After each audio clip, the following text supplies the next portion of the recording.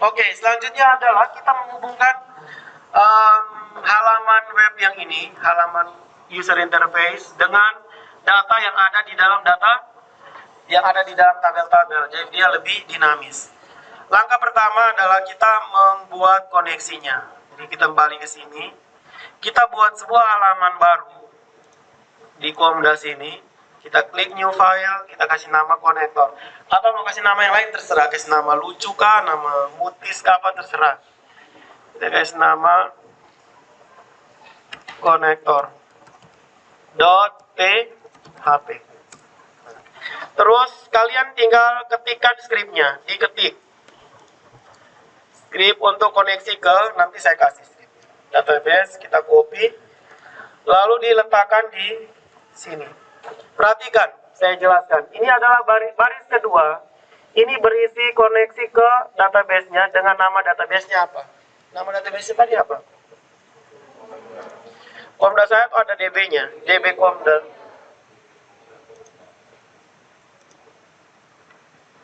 DB rootnya tetap. Ini passwordnya. Kalau MySQL kalian ada password, berarti tulis passwordnya di sini. Ini kita pakai localhost masih. Dia deteksi nih kalau gagal, maka dia muncul pesan supaya kita tahu bahwa itu gagal. Tapi kalau berhasil, dia diam-diam saja. Kalau diam tuh tandanya berhasil. Kontrol, kalau di sini kayak ada bulatan kecil, berarti harus disimpan. Tekan Ctrl S. Setelah itu, kita kembali ke laptop, kembali ke halaman indeks ini. Kita hubungkan dengan skrip yang koneksi tadi. Kan setiap halaman harus dihubungkan dengan database. Jadi, tinggal kita panggil skrip halaman konektor ini, panggil di semua halaman. Nah, kita panggilnya di mana? Di bagian atas. Skrip PHP itu ditandai dengan tanda tag buka dan tag tutup. Tag bukanya adalah lebih kecil, tanda tanya PHP. Sementara tag tutupnya adalah tanda tanya lebih besar. Ini dihafal. Ini skrip dari PHP. Skrip apapun yang kita letakkan di antara kedua tag ini, itu disebut sebagai skrip PHP.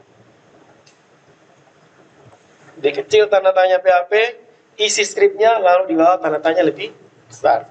Nah, sekarang kita mau mengambil halaman koneksi ini. Nah, kita pakai perintah namanya include spasi. Konektornya ada langsung dia ada di satu folder sama-sama dengan indeks kan. Kalau sama-sama satu folder, kita langsung ketik saja konektor titik PHP. Lalu diakhiri dengan tanda titik koma. Selesai. Ini sudah terhubung. Sekarang kita tes apakah dia berhasil atau gagal. Kalau berhasil atau gagal, kita kembali ke halaman web, kita refresh. Kalau dia diam-diam saja begini, berarti berhasil.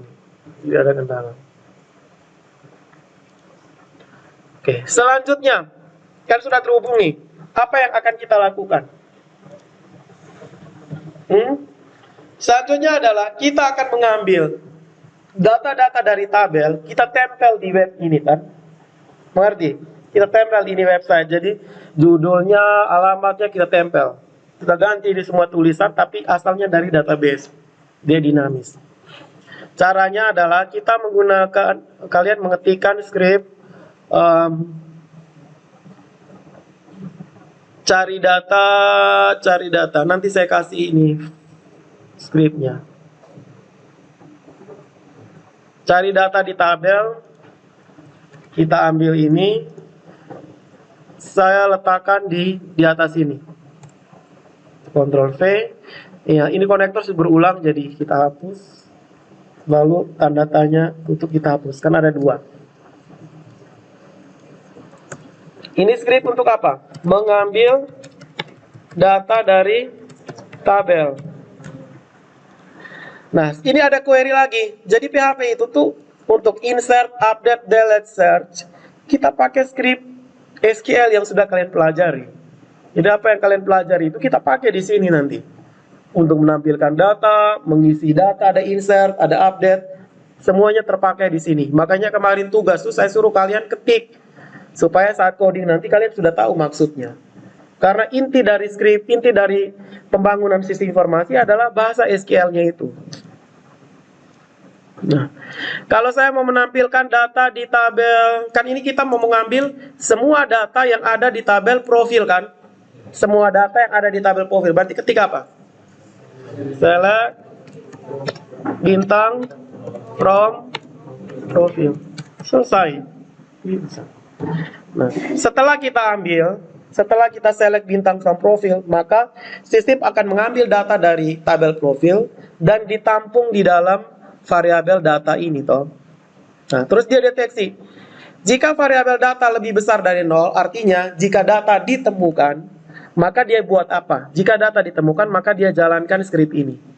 Jika tidak ditemukan, maka dia jalankan script yang ini. Jika data ditemukan, dia buat apa? Ya, jika data ditemukan, kita mengambil isinya toh. Kan kita mau mengambil isi dalamnya. Isi dalamnya apa saja nih? Tabel profil tadi. Ada ID profil, nama komunitas, alamat. Nah, berarti kita tulis. Ditulis di sini yang pertama dia mengambil ID profil. ID profil sama dengan ID profil. Nah, perhatikan, ini adalah variabel, ini adalah nama atributnya. Jadi apa yang diketik di sini harus sama dengan atribut yang ada di sini. Jangan sampai beda. Kalau beda nanti dia error. Karena itu melambangkan atribut dari tabel yang bagian ini. Sementara yang ini kan variabel penampung. Artinya dia mengambil data dari atribut ID profil, dia simpan tahan di variabel ID profil. Untuk nama ini suka-suka, terserah. Kalian mau kasih nama mutis, boleh, tidak ada masalah. Ini kan hanya nama variabel saja. Kalau seperti ini berarti di dalam variabel mutis terdapat ID profil. Itu maksudnya. Tapi kebanyakan programmer biasanya memberi nama variabel tuh sama dengan nama atributnya, supaya dia jangan pusing. Kalau kalian kasih nama lain nanti bingung. Where ID profile like mutis, kan nanti jadinya begitu kan? Oke, selanjutnya itu kita ambil juga dengan yang lain-lainnya. Ada apa lagi nih? Nama komunitas, alamat, telepon. Nah, tinggal saya copy paste, kalian pakai ketik. Bentar. Banyak nih. Nama komunitas. Terus apa lagi? Alamat.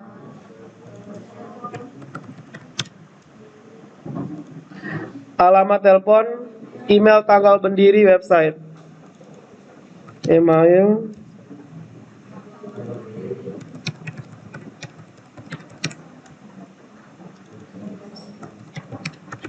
Terus visi, misi, tujuan, deskripsi.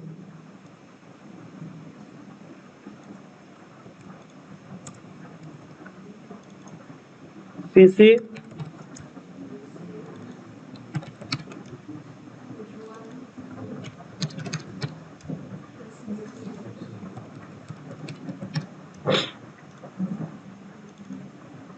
oke, kita di sini.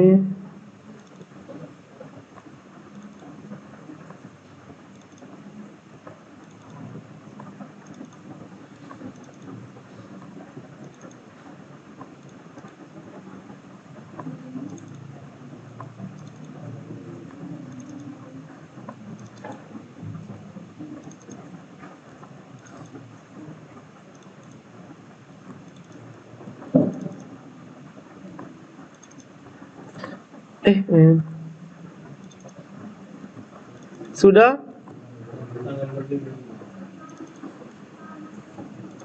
Masih ada yang belum? Sudah? Nah, sekarang kita tinggal memanggilnya. Nah, memanggilnya ini pekerjaan yang paling gampang. Pertama, kita akan mengisi dulu bagian bawah sini. Footernya ini kita ganti dengan alamat, telepon, website, email, ya kan? Berarti di mana? Di bagian bawah berarti. Nah, di sini. Untuk memanggil alamatnya kita pakai PHP. Jadi selalu diawali dengan tag PHP ya. Kan kita pakai PHP nih. Berarti lebih kecil apa? Lebih kecil tanda tanya PHP. Terus spasi tanda tanya lebih besar. Nah, scriptnya di sini. Untuk memanggilnya berarti kita pakai echo. Ini perintah untuk mencetak ke layar. Eko apa? Alamat kan? Tulisannya apa? Yang kita tulis adalah dia nama variabel nih.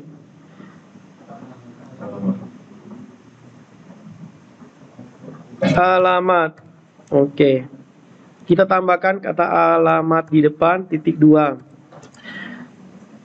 Variabel ada tanda dolar, alamat titik koma. Nah, ini selesai. Alamat titik koma. Setelah alamat apa lagi?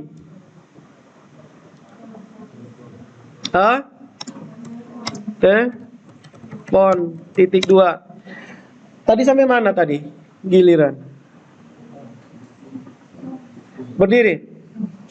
Sekarang kamu ambil telepon. Saya ketik bagaimana nih? Ambil teleponnya. Hei, teleponnya lebih kecil. Terus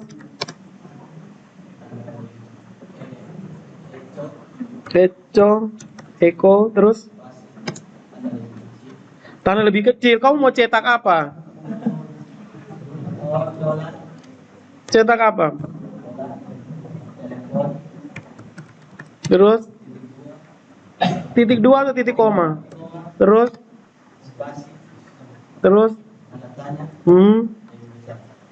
Oke. Selanjutnya kita ambil dia punya emailnya, kita taruh di bawah saja ya. Di bawah, berarti kita pakai BR. BR artinya break. Dia turun ke bawah ya. Selanjutnya kita tulis di baris berikutnya adalah email dan web. Oke. Email titik 2. Selanjutnya ambil emailnya.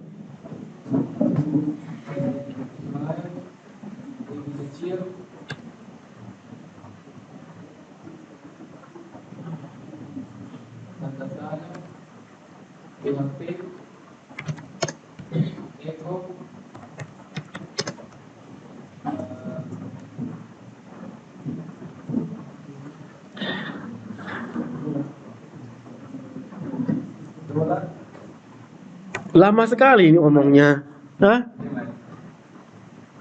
Email terus sudah habis duluan. Terus berikutnya adalah website. Next.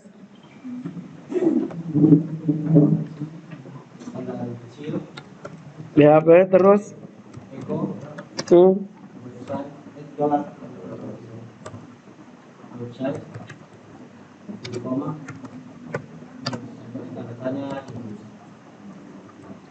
Oke, kita tes.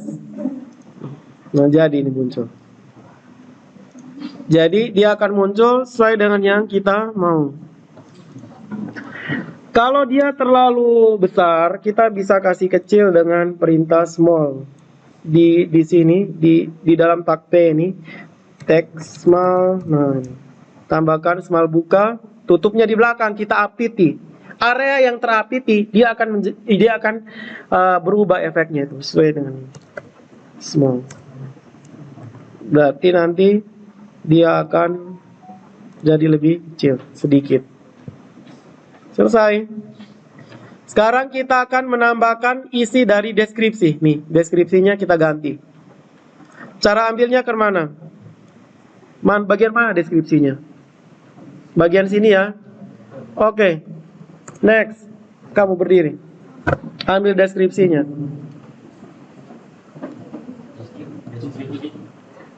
Tidak usah pakai deskripsi, langsung saja. Lama sekali pikirnya nyetek PHP-nya ini. Terus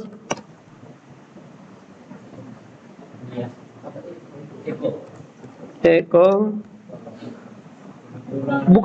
Bukan dolar, tapi disebut variabel deskripsi, begitu. Bukan dolar deskripsi, variabel deskripsi.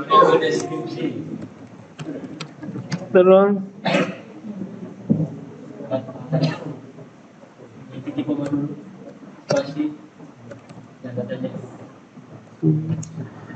Oke, deskripsi kita lihat. Nah, jadinya begini. Jadi sudah ada isinya, dia dinamis. Selanjutnya kita tambahkan di menu pilihan. Oke, di bagian sini ya visi. Ini siapa lanjut? Berdiri. Maksudnya kamu ngomong lebih kecil itu jangan terbata-bata, langsung lebih kecil tanda tanya PHP. Kayak begitu ngomongnya supaya jangan terus. Masa visi? Oke.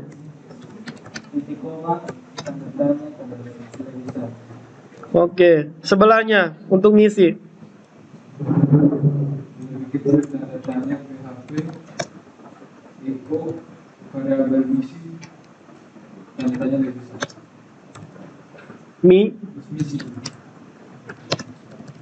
Next, tujuan.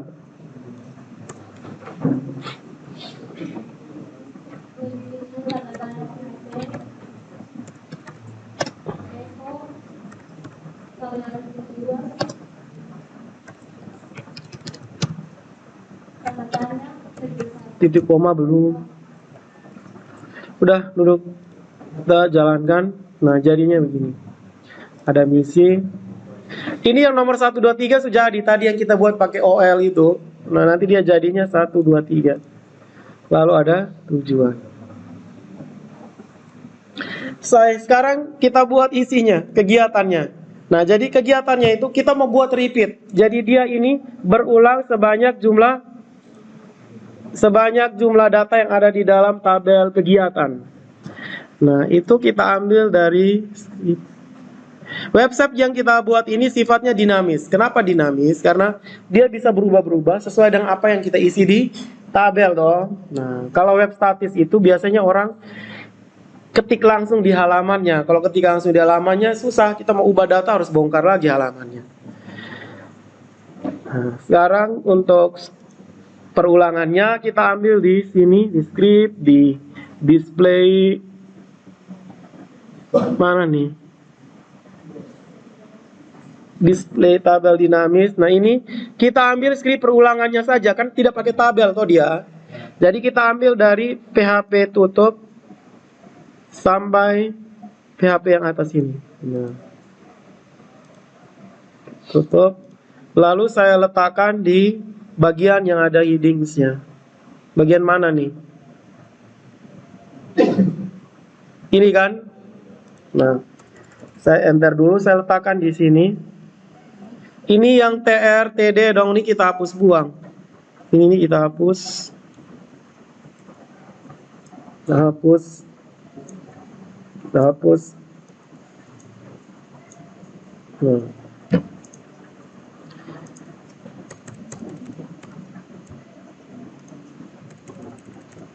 Oke, jadi saya jelaskan dulu.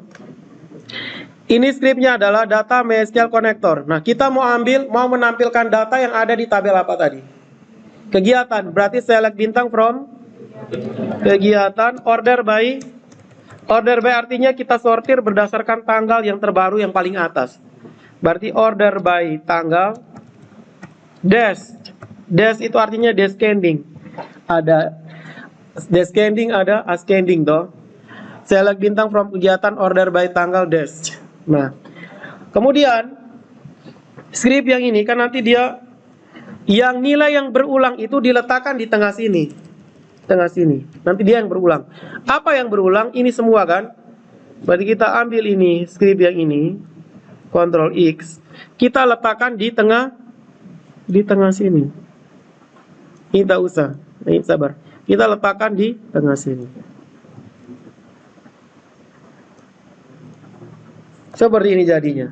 Jadi nanti dia akan berulang, script yang ini akan berulang sebanyak dengan jumlah data yang ada di tabel tadi. Nah sekarang kita isi. Ya ini saya matikan dulu scriptnya.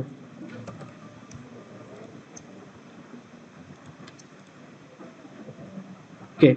Nanti saat dijalankan dia seperti ini. Refresh. Nah dia sudah ada 2 kan. Kenapa ada 2? Karena memang berita kegiatannya ada 2 di tabel yang tadi kita input. Nah tapi sekarang judulnya belum berubah nih, masih sama. Nah, sekarang kita isi. Caranya adalah total heading ini kan untuk judul. Judul ini berarti kita ambil dia punya judul kegiatan. Cara mengambil datanya bisa dua cara.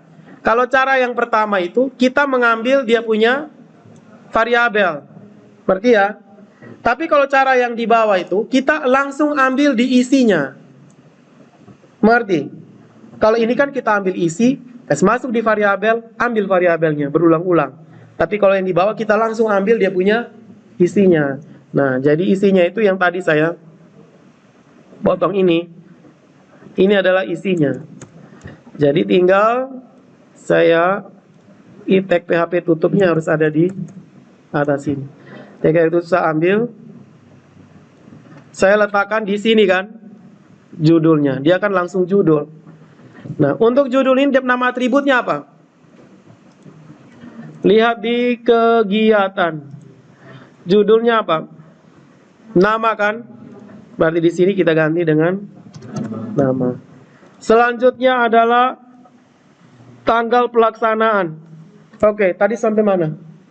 Kamu berdiri. Untuk tanggal ke mana?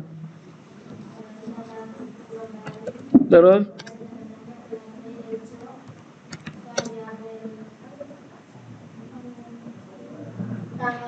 Tidak ada variabel tanggal.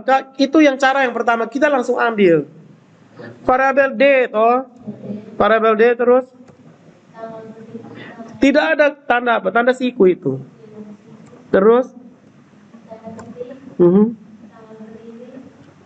Tanggal berdiri. Tanggal berdiri kan di profil. Ingat ini yang berikutnya. Ada nama, deskripsi, tanggal, lokasi, peserta. Hanya ini saja kan? Yang lainnya ingat punyanya dia. SD apa? Tanggal dulu. Deskripsi ke mana? Tanggal terus. Oke, berikutnya adalah deskripsinya. Lokasinya dulu. Lokasi, ada lokasi tidak di sini? Lokasi dan peserta gabung. Berdiri. Mana ketiknya? Terus?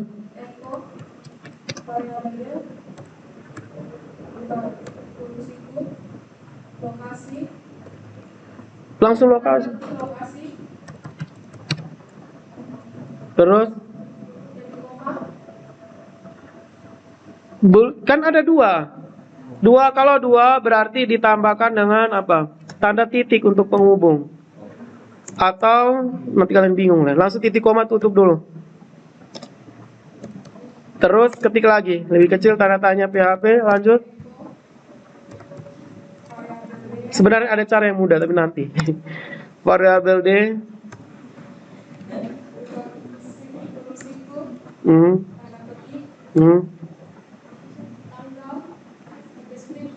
Bukan.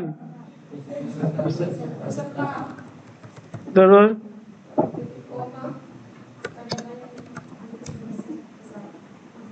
Oke, selanjutnya yang terakhir deskripsi. Rumit. Oke.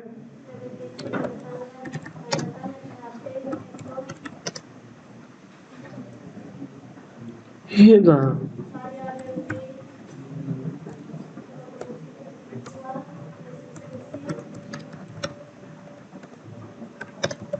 Udah malas terlalu lama. Kita refresh di sini. Nah, itu ada kegiatannya. Jadi ada komunitas, ada tanggalnya, terus ada kupang, ada sesuai. Ini kegiatan kedua. Jadi sudah ada. Ketika kalian menambahkan berita baru, nanti dia akan muncul looping ke bawah sebanyak jumlah berita. Sekarang ini kita kasih garis ya. Ini garis kayak ada pembatasnya. Garis kita pakai horizontal line. Kita pakai HR. Pakai HR. Refresh. Nah, dia ada gambar.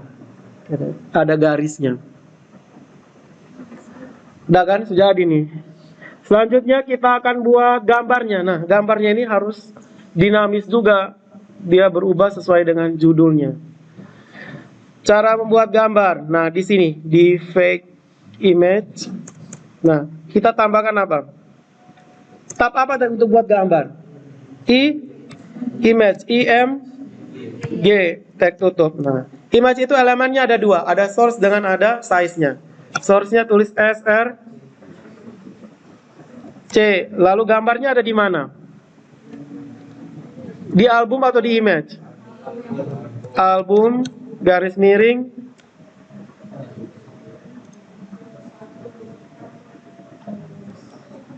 albums ya, bukan album.